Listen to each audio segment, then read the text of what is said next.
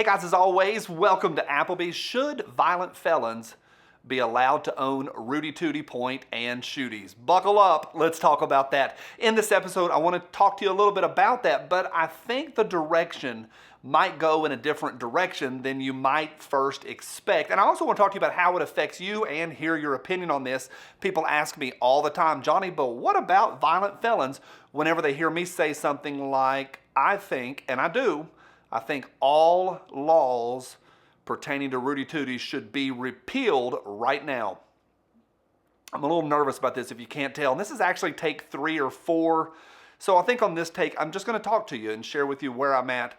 So once again, buckle up, here we go. Hey, this video is brought to you by Bullion Box, the experts in precious metals. The Bullion Box folks, they watch the market, and each month they build a box that is dialed in for the best quality. You subscribe and they take it from there. Precious metals delivered straight to your door. Get 10% off your order with code Johnny10 over at bullionboxsubscriptions.com. Big thank you to Bullion Box, new channel sponsor. All right, I open with that every time I mention, hey, repeal all the laws, repeal every one of them, people get a little bit upset. Well, Johnny, what about this? What about that? And I want to talk to you a little bit about this. I want to hit several areas, but let me open with 2 things. One, nobody wants to just like arm the bad guys. That's not what this is about, not remotely, even though the left will try to make this very conversation, oh, those folks just want to arm the bad. No, literally nobody wants to take some grizzled up, crazy, wild, slobbering person with a tattoo right there. And already right there is when I start getting nervous because people are typing. It's an example. I don't mean literally, but you hand that person a Rudy Tooty and let them go on about their business. No one is saying that at all. And that's one of the challenges here. And also I want to open with a second thing is when I say the word felon, I know there's different levels or different, areas. And I want to say they're not, all felons aren't created equal, maybe. But it is a difficult conversation. I do want to walk through a couple things here. And there might be 1 or 2 things in here that kind of challenge you as I've been challenged as well. Now, when I first started this channel, there was a bunch of times I just said, hey, I think everybody should be armed. And I even said a couple times, unless you're a felon, sorry, you lost your rights. Go away.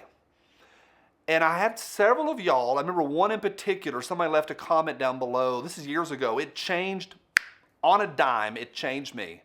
Somebody said, Johnny, what if, because I had said the words, hey, if you lost your rights, you lost your rights. You can't vote and you can't own this. And there's, hassles. You're going to have hassles the rest of your life, but actions have consequences. And that's what I said. That's where I used to be.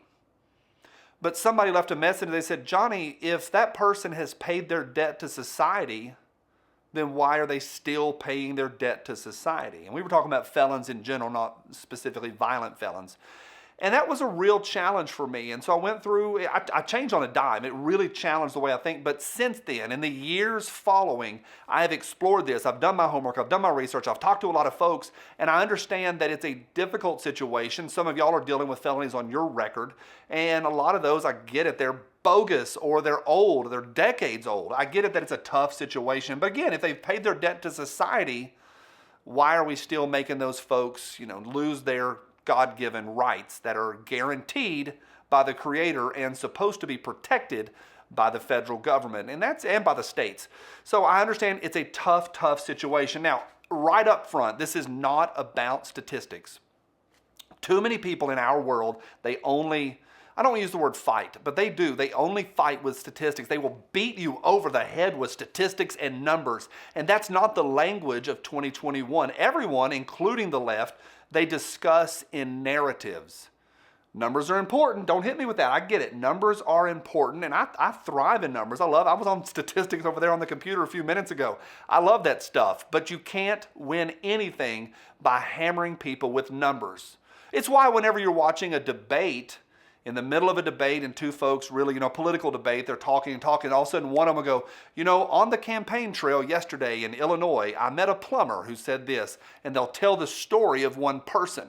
And they might use numbers, but they don't beat each other over the head with it. And I want to challenge y'all with that because there's nothing more than guys that look like me and my age love than a big bunch of statistics. However, the statistics, if you're able to handle them and dive in and swim around, they are over stinking whelming to the point that we do not have a Rudy-Tooty problem. I'm not asking you to believe that. I'm telling you, look at the numbers. We don't. We don't have a Rudy-Tooty problem in this country. We don't. The numbers don't lie, but the narratives do. And you can pull one example here and one example there and create whatever narrative you want. Again, the left fights with narratives, and you've got to know that going in. All right, the entire question is so presumptuous to say, should we allow violent felons to own a Rudy-Tooty? The reason I call it presumptuous, and I'm saying it is a presumptuous question, I mean it is an arrogant question. Should we allow? You are already presupposing the idea that scribbling down words in D.C. and going to whatever state capital and scribbling those words and getting people to vote aye or nay and vote for those things and writing down laws, that the bad guys follow the rules. Should we allow them? That it doesn't work. It falls apart, bam, right there. Because only the good guys follow the rules. And good gals. Y'all know what I mean. And I don't want to say law-abiding citizens, because sometimes y'all take a detour on that one and somebody's always going to hit me with the United States is a corporation and all of that stuff. I get all of that. Can we just say good guys and good gals and bad guys and bad gals? All I'm saying is this, it's a presumptuous question. Should we allow them? What do you mean allow them? They don't follow the rules to begin with. So even the very idea, should we allow them, is a bunch of nonsense. Now, don't hit people over the head with statistics.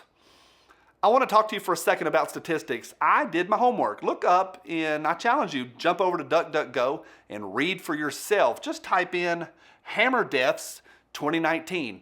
And it's a fun exploration, and instantly you will see that hammer deaths, hammers, like an actual hammer, a claw hammer from Lowe's or Home Depot, is responsible for more bad things than the actual ARs, the big black scary ones, year in and year out. Write it down. Well, Johnny, it's because the bad guys have so much more access to claw hammers. Well, if claw hammers are that bad, then go start scribbling in DC. Now, don't beat people with statistics, but here we go. Blunt force, that's hammers, bowling pins, that sort of stuff, is ahead of all the big ones, the ARs, and also in a separate category, ahead of all shotguns, by a shotgun. Now, here's what's fantastic. If you will take blunt force objects, hammers, I don't know another, a baseball bat, take those blunt force objects and combine them with these things, human fists and human feet. Put all those together. So human power and those things, those two combined are more than literally everything else below it combined. Rifles, shotguns, asphyxiation, narcotics, arson, all that stuff combined. It's it's epidemic. Now, the one thing, if you didn't notice, that handguns are in a whole separate category. But we're talking about ARs being outlawed in this country and actively being pursued by the child sniffer.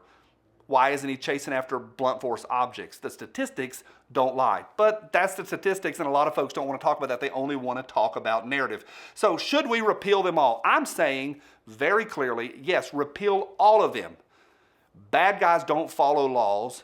And if somebody is a felon, if they've paid their debt to society and they have paid the price for their crimes and they're free enough to go back onto the street, why do we repeal their actual rules? Now, I want to end with a couple points. Can a felon own a car?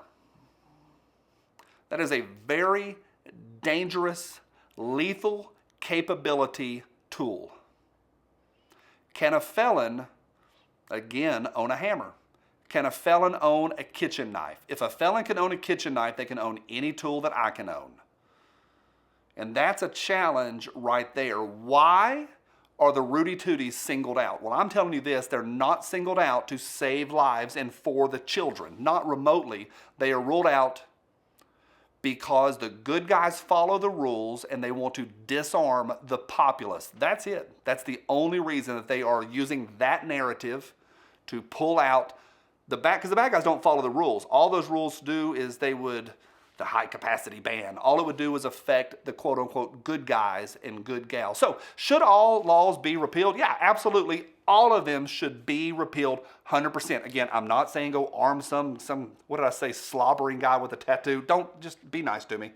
I want to say this and end with this. All of that aside, We're talking about laws and should people own this or own that. Murder is already illegal in all 50 states. The rules are already written down. If people are intent on ill will, they will create and enact ill will on other people. So I know it's a tough subject. I know it affects a lot of y'all. It affects me. It affects you. It affects a lot of y'all's pasts as well. I want to say this: repeal all 20,000 laws on the books to anyone that is against us to own any tool that we want. Yep, from my cold, dead hands. Bye.